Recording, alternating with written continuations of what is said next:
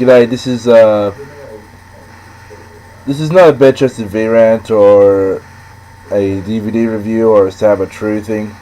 This is just me expressing my belief, my faith in what the Bible says. In the Bible, this is what atheists want you to believe, that things in the Bible are lies, they're factually unsound. None of this stuff could have happened. I'm here to tell you, actually here to inform you that what was said in quite a lot of these in these Bible in what these atheist people say that is not true. I'm going to a few today, and the first one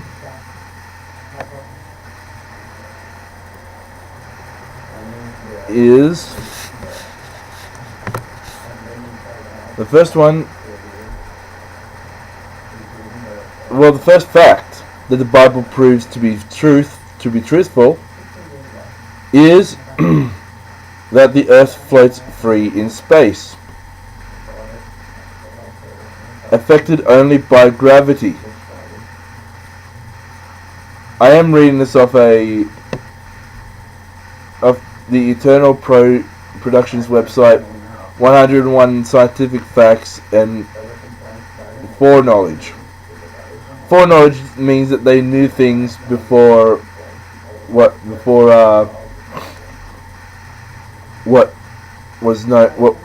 could have been seen back then.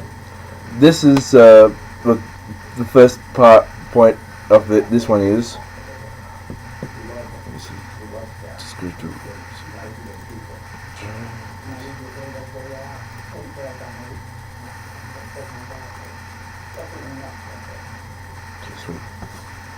This first.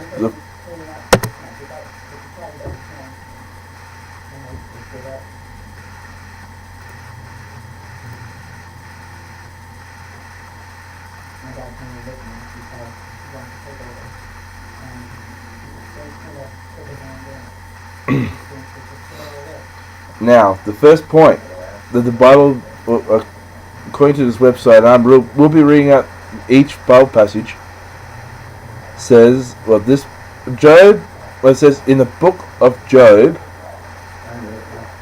chapter 26, verse 7, if I get my, it says, he spread out the northern skies over empty space. He suspends the earth over nothing. Well, over time, science has proven that to be true. You'll be thinking, hang on. Science has seen what's over the earth. There's nothing underneath the earth. Unlike this is to debunk some other religions. This is Hindu, Buddhism, and ancient Greek. Earth is not sitting on a back of any creature, be it a giant elephant, or be it a giant turtle, or even being held up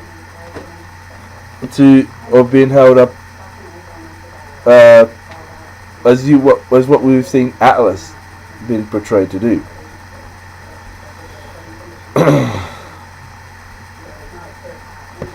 Scientific biblical point number 2. Creation is made out of particles indiscernible to our eyes. Well, let's see what that passage has to say. It's in the book of Hebrews. Yep. Chapter 11, verse 3. So he says here, by faith we understand that the universe was formed at God's command. So what is seen was not made out of what was visible. As you know, and as the history of science has known, with the invent of the microscope in the 19th century AD. That's another point. Well, before Christ and after Christ. That's another point altogether. In the 19th century, there was a device invented called the microscope, and you could actually look into the microscope, and you can see atoms, and you can see little things that you can't see with the naked eye. So that virtually that tells you it tells you something about what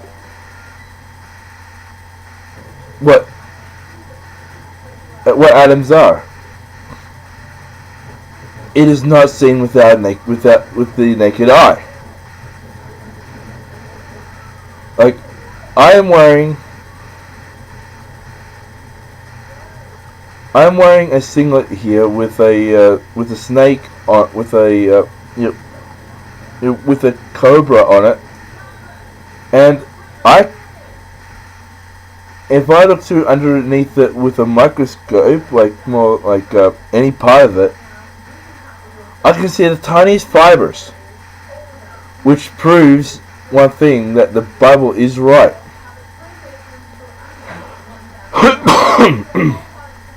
Again, just getting over this cough. I'm getting over more of the cough now since the last video. Now, the third point is all about war. Is about making the boats. The Bible is perfect. It specifies the perfect dimensions for a stable water vessel, or to put it in layman's terms, gives the perfect figures for a boat. It is in Genesis chapter 6, verses 25.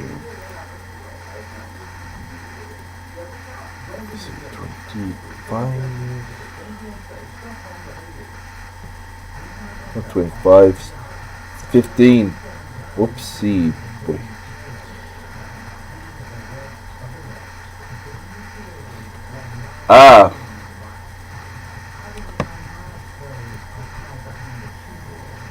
Well, as you know, that shipbuilders today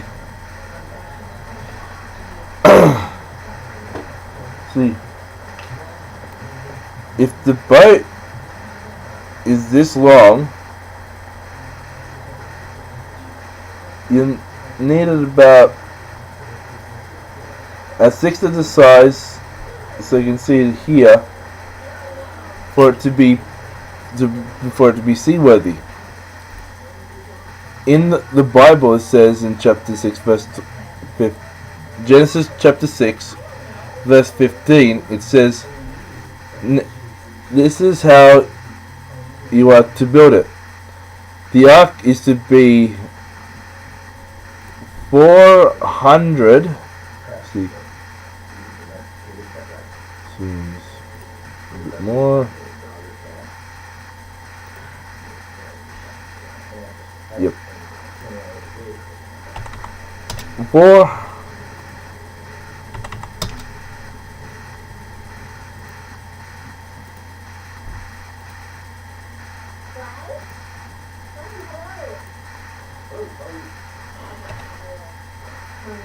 For let's see. The Bible passage says the ark is to be 450 feet long and 40 and 50 and 75 feet wide. What do you get when you divide 450 by 75? You get 6, which is still used in naval architecture to this day, or naval technology to this day. The height is 45 feet high. That's like a tenth of the height of the boat. Like the length via the height is a whole of mathematics that is still used in the boating world today. Let me see. Dealing with disease, clothes, and body should be washed under running water.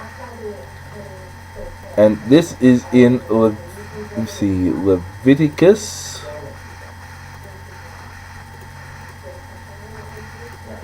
Leviticus chapter 15 verses 13. 15 here. 13. And this is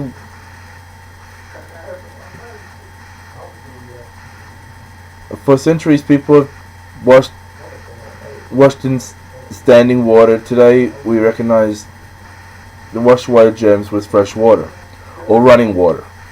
And this is what the Bible says. 15 verses. When a man is cleansed from his discharge, meaning sweat, blood, if there's happened to be a cut in war or anything like that. Let me see. Let me actually read it in full. When a man is cleansed from his discharge, he is to count off 7 days of ceremonial cleansing. He must wash his clothes and bathe himself with fresh water, and he will be clean. That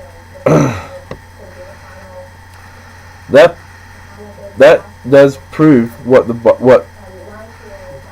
we know today. We are to be washing ourselves in running water. That means we have to have showers. I know it's pretty hard to have a shower with a baby and that, but that's a different thing. But this is like talking about like us, like, you know, fully mobile and agile type people. We got to more or less use our time to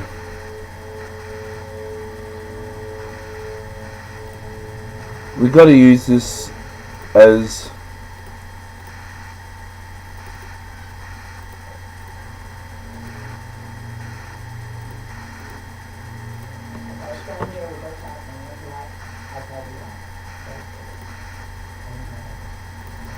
so I'm just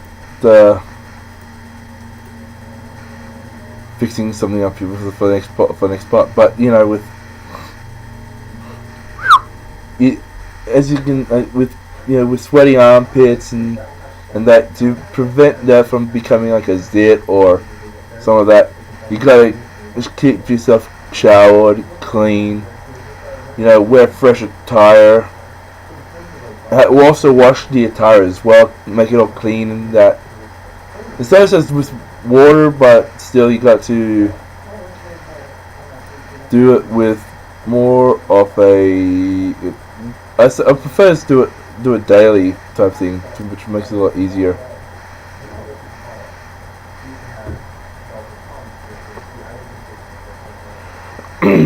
Now to part 5. The sanitation, people's sanitation, as in, you know, excrement,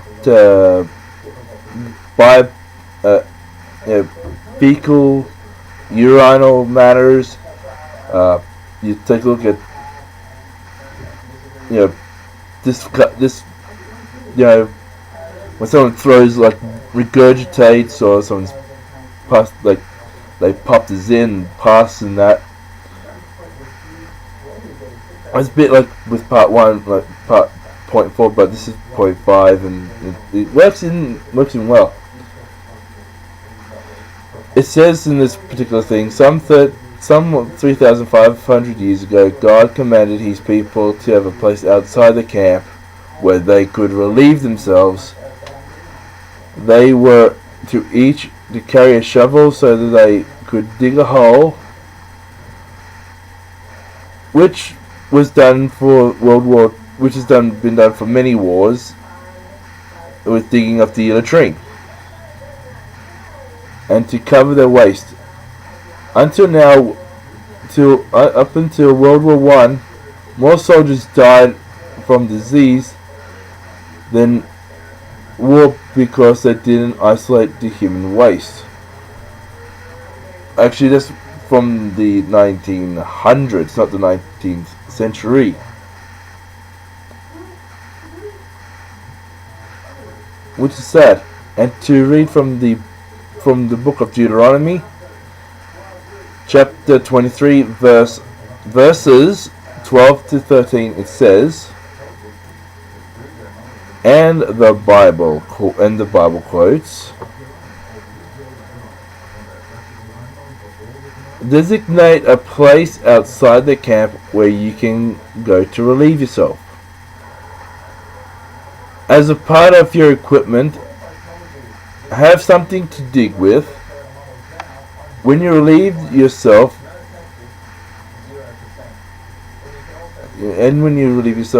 dig a hole and cover your excrement. That means when you finish crapping or peeing, just cover the hole up. Let it rot away underground. And so I've heard of many of my female friends getting a bit blushy because they have to squat over a hole. But that's what God says. See,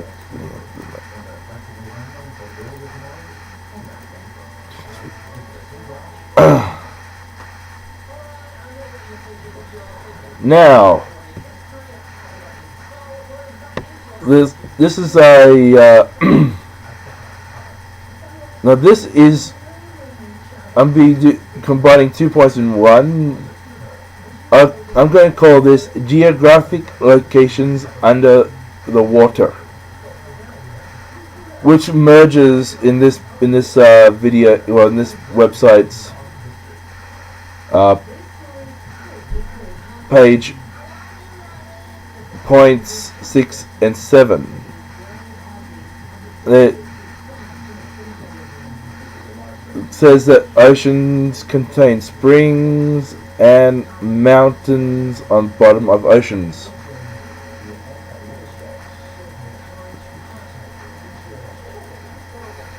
Oh boy, okay, come on.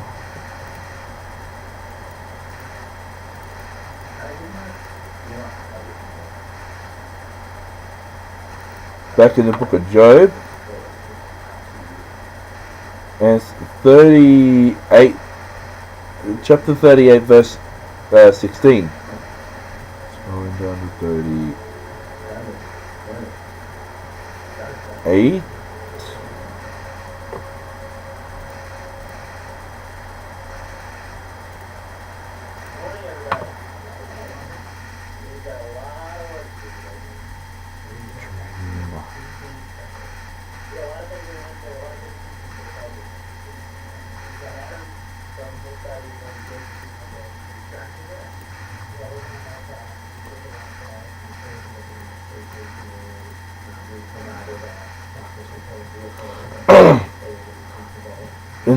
In the first part of, let me see, in my 6A, the ocean contains springs well, with the onset of submariner technology, with cameras being put into vehicles that can go underwater and to see things, they have found rivers, lakes, streams underwater, under the oceans.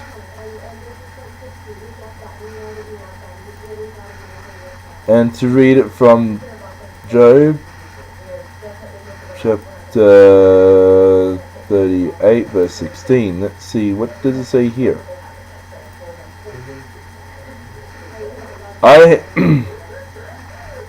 In the Job one, it says, "Have you journeyed to the springs of the sea, or walked in the recesses of the deep?" Does that tell you something? Springs of the sea. It wasn't talking about like a reef, a collection of reefs with link where you go over the water and it has like what looks like a fresh spring in it. What the Bible is talking about is thousands of feet under the water, and there are springs. Well, springs you could say rivers, lakes, as we can add them into the same category. And let me read this to you again. Have you journeyed to the springs of the sea, or walked in the recesses of the deep? That proves something. And in the mountains on the floor, Jonah chapter 2 verses 5 and 6.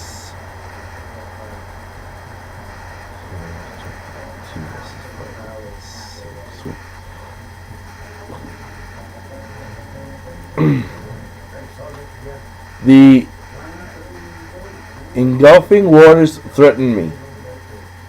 The deep surrounds me. Seaweed was wrapped around my head. To the roots of the mountains I sank down. The earth beneath buried me in forever. But you brought my life up from the pit, O Lord my God.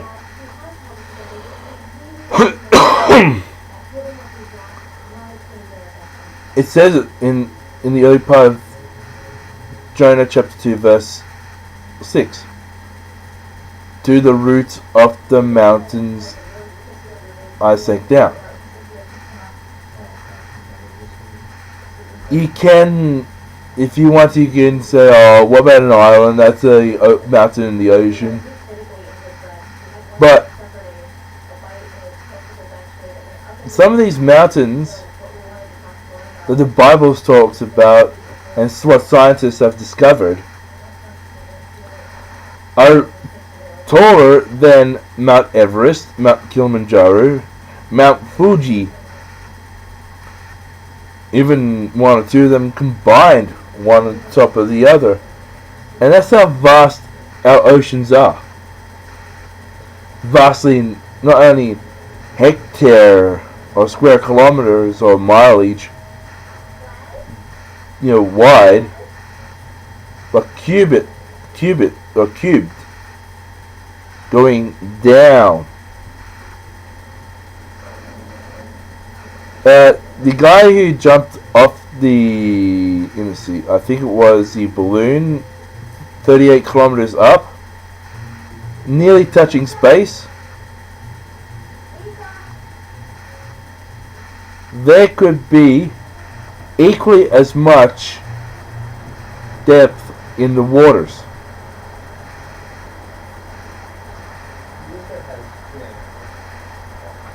And just imagine it. If we did have the technology where we can just put in like a like a dive suit, diving helmet that was pressurized to that's inflated to the like like ground atmosphere, but yet we could just walk under the water, like like a couple of kilometers under the water. We can just walk around and go, wow, that's a mountain. That is a stream. That's this and the other. But we have to do with like the mega predators, really big predators like the megalodon and that, which I believe God still hasn't around in the world, but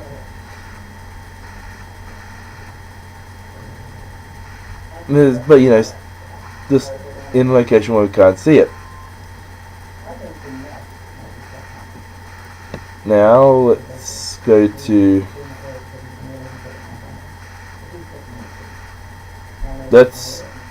we're getting on 26-27 minutes now.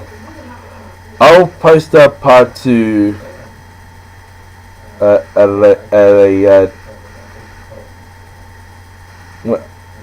a different time. This has been, well, as you know me, I'm Rhino Barrows. These are the points where the Bible is true. See you later. Bye.